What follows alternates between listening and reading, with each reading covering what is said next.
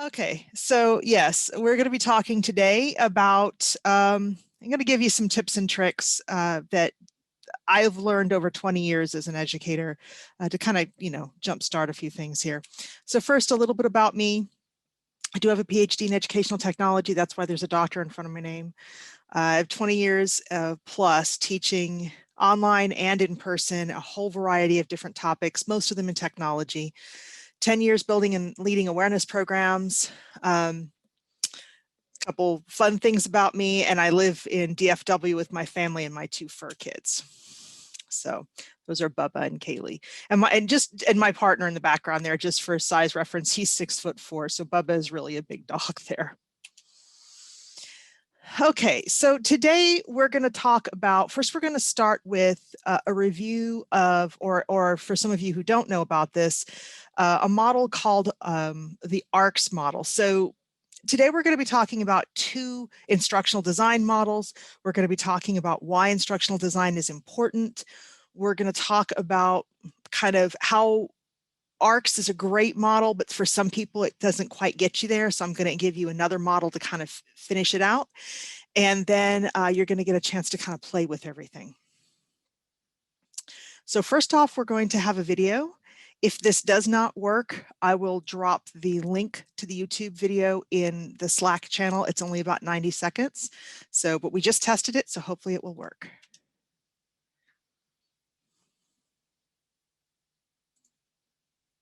John M. Keller is known for his extensive work and research in the field of instructional design.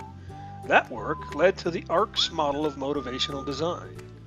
When asked why, Keller said, "To make the theory and research in the field of motivation more easily applied in actual instruction."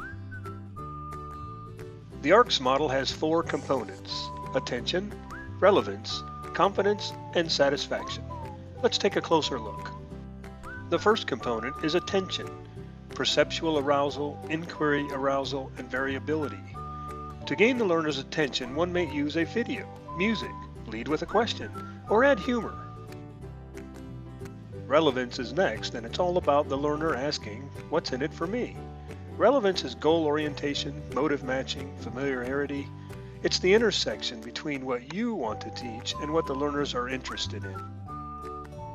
Confidence is about performance requirements, success opportunities, and personal control. Learners need to know the probability between success and failure. A good way is to provide a syllabus and rubrics. The last component is satisfaction. It's about intrinsic reinforcement, intrinsic rewards, and equity. Intrinsic is how the learner feels, and intrinsic is the form of rewards. And equity is a feeling of ownership with motivational and positive feedback. I hope you enjoyed this high-level look at the ARCS model. For more information, visit Keller's website at arcsmodel.com. Thanks for watching. Okay, so how many of you here have taken the MGT433 course? If you have, just drop a note in Slack just so I can kind of see. Also, do we have anybody who are instructional designers or with instructional design backgrounds? Thanks, Lance. Oh, cool. Brenda, you took the class this week. So this is a really, really quick refresher for you. Awesome. All right. So yeah, so a lot of you have heard of ARCS and you've probably played with it a little bit. Definitely some in that class. SSAP, awesome. I am too. So what I've heard from people who have taken the course and have worked with ARCS in the past is it's great. It's a wonderful model, but for some people it can be a little challenging to figure out how to take the ideas in ARCS and actually design a learning experience for your learners. And so that's kind of what I'm going to be looking at today is bridging some of those gaps. John M. Keller. No, we've already done that. Thank you. Is known for. Stop it. John M. Keller is known. Stop that. There we go. So this is just a quick text for those of you who are a little bit more visually oriented with text. This gives you a really quick overview of the ARCS model, just kind of a review. So the neat thing about ARCs, we've got a lot of SSAPs in here, that's cool. So one of the neat things about ARCs is that it's simple, right? There's 4 things you have to think about. The other cool thing about ARCs is it was one of the earliest models that focused on student motivation. Interestingly enough, prior to Keller's work, a lot of learning theory and learning research specifically excluded human motivation. And when I was learning about that in grad school, I kept looking at this going, why? This makes no sense. But if you look at a lot of the theories, especially the older ones, they explicitly will exclude motivation. So Keller came along and said, okay, that's nuts, right? Because if they don't want to learn, it doesn't matter how well we construct things, people won't learn. So we have to look at that. And so he came up with this model. So like I said before, the only problem is that sometimes, especially if you don't have a lot of experience designing learning experiences, and just to understand, let me take a step back here. When I'm saying learning experiences, this does not have to be a classroom experience. This could be a presentation. This could be an online learning module. This could be, this could even be a written format of some kind. So don't get stuck in classroom. A lot of this stuff was designed originally for use in a classroom, but it doesn't have to be. So, kind of get out of that box. You can use this for a lot of different things.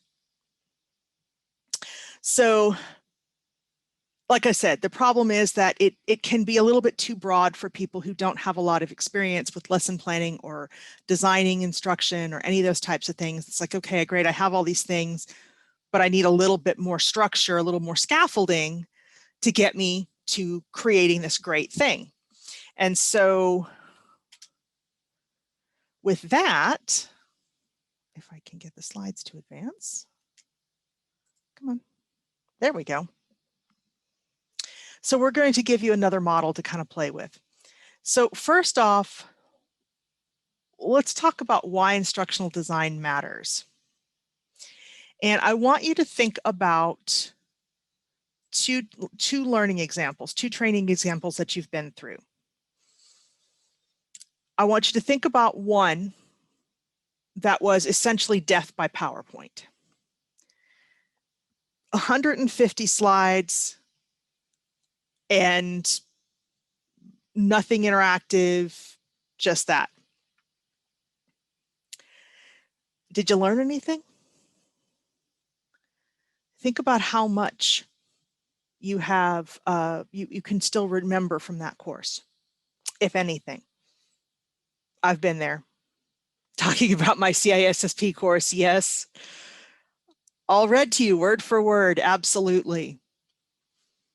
So now I want you to think about a training session or class that you attended that you really, really liked and you learned a lot from it. What was the difference? What was the difference between those 2 trainings? Obviously, I'm going to assume that the one you learned something from was not a death by PowerPoint. Engaged teachers, absolutely. Storytelling, interaction, workshops, interactivity, good. So these were all activities that were designed. They weren't just, let's throw it all in PowerPoint slides and let's hope for the best. So this is why instructional design actually matters. Those courses that or those training sessions that you went to that really worked for you, they were designed. They weren't just put together. And that is a misconception that a lot of people have, especially in the training world. They assume that if you can put words on a PowerPoint slide, you can teach. Humor is a very good one. Also, yes, real world examples and challenges completely. So those training classes that were more effective, I guarantee you the people who put them together put a lot more thought into building them than just building the PowerPoint. So I'm going to tell you there are literally hundreds of models, instructional design models and learning theories out there. This URL that's at the bottom here, and I'll drop it in the Slack channel here in just a moment. This is a really good resource.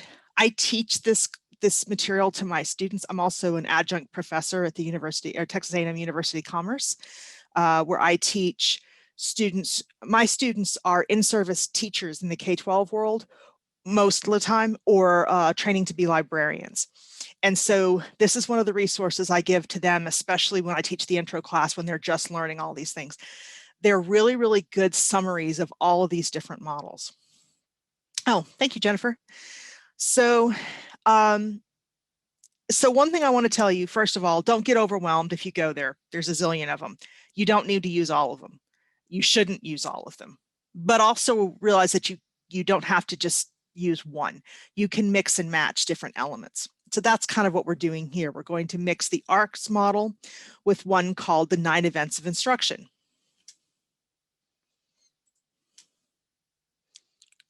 And so just so you know, that first gentleman's name is Gagne. It's not Gagne. I love my students, but I teach in Texas, and I can't tell you how many times I've had presentations where students talk about the work of Gagne. It's Gagne. So just so you know. And if you really want to know everything there is to know about Gagne and Briggs, you've also, they published a book. I'll put this information in here. I got this at Half Price Books. It's probably not the most current version, but it does have the pertinent information. So what I'm going to tell you today is the Reader's Digest version of this. I'm not going to go through that whole book, obviously, in 10 or 15 minutes. So one of the reasons I like the events of instruction is it's 9 steps. Robert Gagne.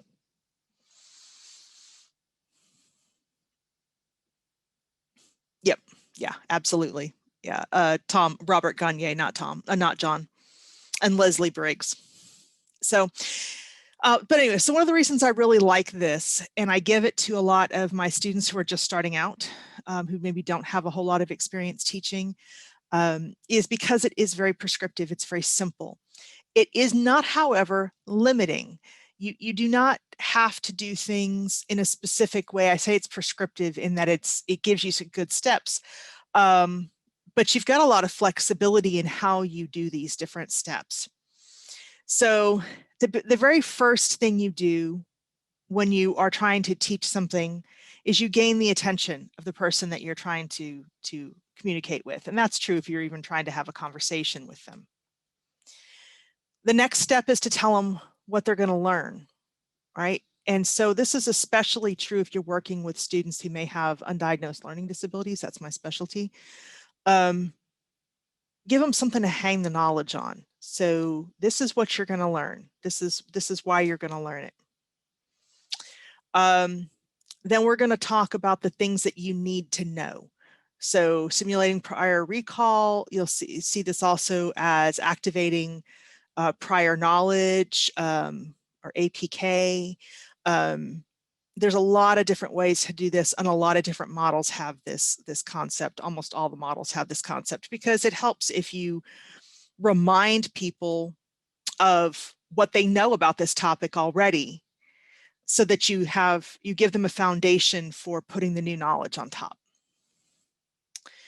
The next part is presenting the stimulus. So you teach them. So you tell them what you're going to tell them. You tell them. You provide some learning guidance. And here's a nice Trivial Pursuit term for you, semantic encoding. It's just a fancy way of saying that you're giving them some guidance and some scaffolding. Then you're going to have them do something. You're going to give them feedback. You're going to give them some assessment on how well they've managed to do whatever you've asked them to do. And then you're going to ask them to transfer it to something else. Now, this looks like a lot of steps, but they don't have to be very time consuming. They can be very quick. So I'm going to give you some examples here. The first one, so this particular example is from Gagne's book, and he's talking about teaching children about equilateral triangles, just so you kind of have an idea.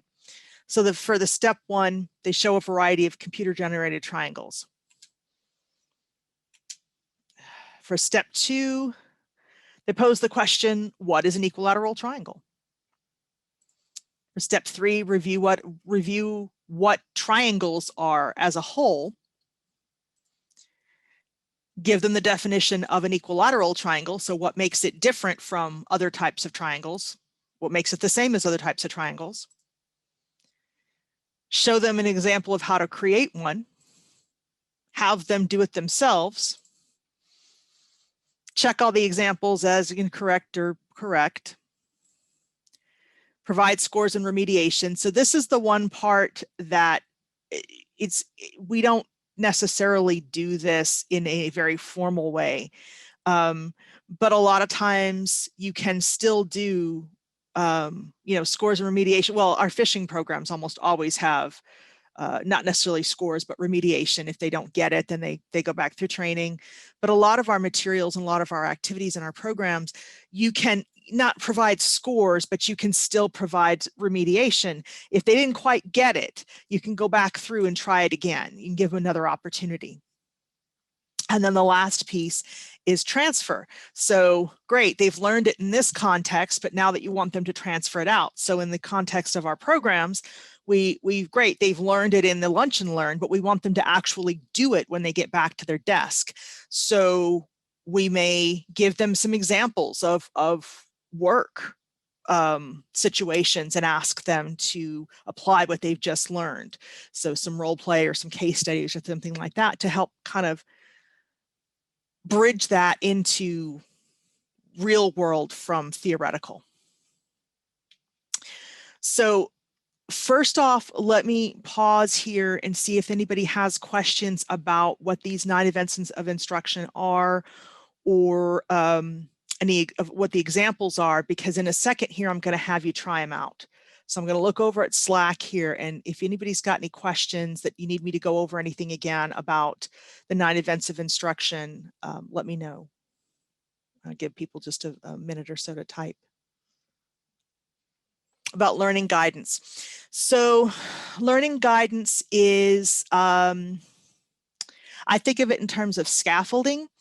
So when you're first teaching students something, okay, so let's use some of the phishing program examples that we've talked about today.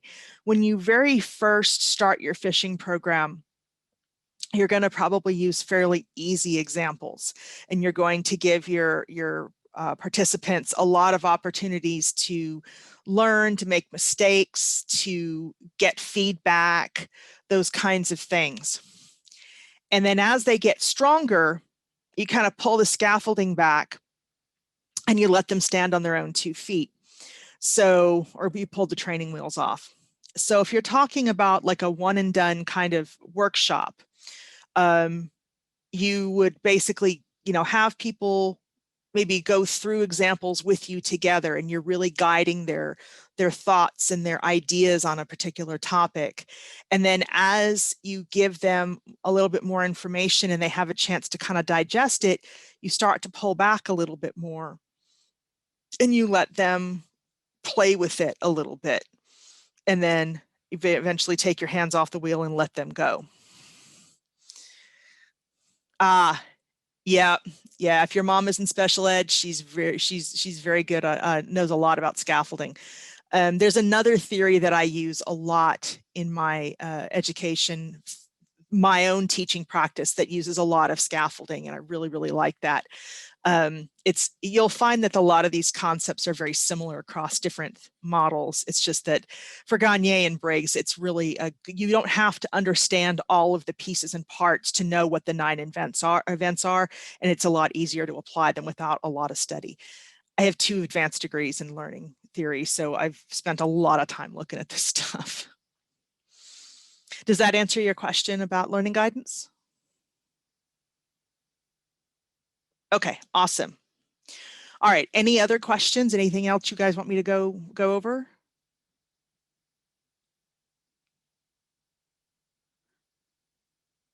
All right, now you get to try it out. So here's what we're going to do. Now, if we were in person, you would all be doing this at your tables, of course, and talking with each other. Since we're virtual, it's going to be a little bit more, everybody kind of comes up with their own ideas and then we're going to share. So what I want you to do is think of a training presentation or some other kind of activity that you're trying to design in your own program. Now remember, it doesn't have to be face-to-face. It can be virtual. It can be asynchronous. Asynchronous meaning recorded that people can go and access. It can be synchronous, which is what we're doing right now. It could be maybe text-based. It could be multimedia. It could be any different kinds of things that you're trying to come up with. And I want you to jot down some ideas for each of the 9 steps. Now remember, they can be small. They don't have to be giant, and they don't have to take a lot of time. And I'm going to give you about, let's see, it's 22 after. Let me give you about maybe 3 or 4 minutes. I know that doesn't give you a whole lot of time, but just I want people to be able to share some ideas. So start just throwing some ideas together there. They don't have to be great. Okay, 9 minutes left in our session. All right, so then let's do about 3 or 4 minutes, and I'm going to stop talking. And then if you guys get stuck, just throw some questions into the Slack channel. When you get done kind of your own brainstorming, then we're going to be sharing them with each other as well. Awesome. Thank you, Stephanie. Okay, guys, so let's go ahead and start sharing some ideas here. So one of the things I love about this conference is there are so many of us, and so many of us are used to being pretty isolated in our worlds. You know, I'm used to being in my previous world, I was always a department of one, right? So this way we get to kind of pick each other's brain and share. So yeah, as you guys are feeling comfortable, just kind of drop what you have, your ideas you have there in Slack, so that we can all share with each other.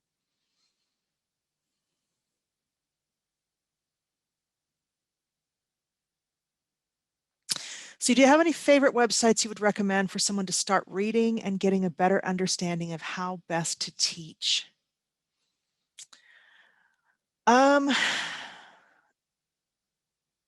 That's a big question. So depends on your context. Are you talking about more face-to-face or online or both?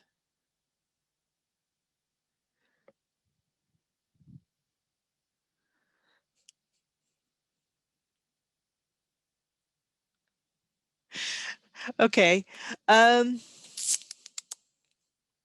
So the instructional design.org will give you a really good place on how some really good ideas on how to structure your teaching, especially online.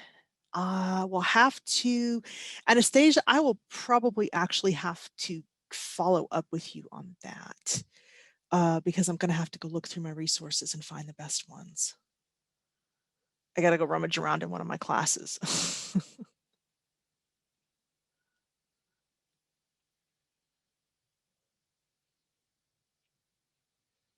Some really good ideas here.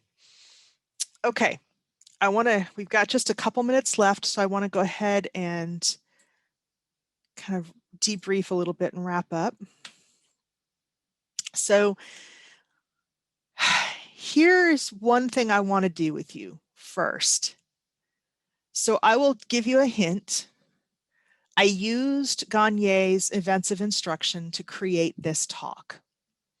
So I want you to think back and see if you can find the 9 events throughout this talk and just kind of put your thoughts in there. Rapid instructional design, that's a good one. Yes, absolutely. Should probably rummage around on my bookshelf here too.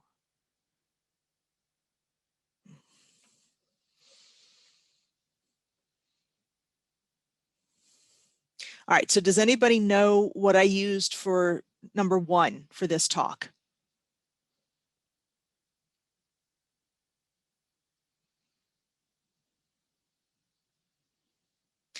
Dogs and the video. Yep, absolutely. Okay, what about, I could find all my oh, Bubba, yes, find all my pet lovers in here. Yes, I am. Very good, Tom. Working backwards, I'm using 9 right now. Very good. You know, number 8 and 8, I didn't really do, you know, a score or anything like that. What about 2? Do you remember seeing 2? Okay, very good. Great. 2 actually, 2 is where I literally put, this is what we're going to learn. So that was your, let me see if I can go back to it. We're almost out of time, so yeah, this is 2 right here, literally the objectives. The recalling the prior learning, that was the video. Obviously then 4 was where we talked about all of the different steps in the Gagne model. And then you guys got to practice, and then we got down to 9. So good. All right, let me get all the way back down to the rest of my, all right. So just really quick, wrapping up, ARCS model is a higher level design model. It's great for an awareness. It's great for the overall awareness program. And you can put, I love how you just did that to us. So Anastasia, I'll fess up. I had a professor when I was getting my education degree, my first one. She would, as she was teaching us different methods, she would actually use that method throughout the entire class. And then at the end, she would debrief just like I'm doing right now and go back and show us how we did it. So it was really, really I love that. She's a big reason why I teach the way I do. So anyways, so a conclusion, ARCS model, great for the higher level design. It's great for the overall awareness program.